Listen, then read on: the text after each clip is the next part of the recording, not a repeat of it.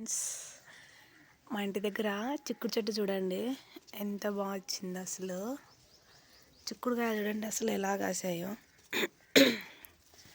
భలే కాసాయి నీట్గా. చూడండి ఒకసారి ఇక్కడ చాలానే కాసాయి బాగా. పైన చూడండి ఒకసారి ఎలా ఎలా ఉన్నాయి ఒకసారి చూడండి, కనిపిస్తున్నాయి కదా.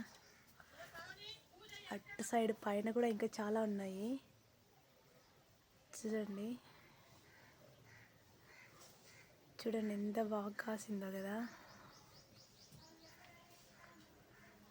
అందులోనూ ఇది శీతాకాలం చలికాలం కదా, ఈ పూత అనేది ఎక్కువ వస్తుంది అన్నమాట. చిక్కుడుకి కానీ కంది చెట్లకు కానీ ఈ చలికి పూత అనేది ఎక్కువ వస్తుంది. ఇప్పటి నుంచి అసలు చెట్టు భలే కాస్తుంది చూడండి.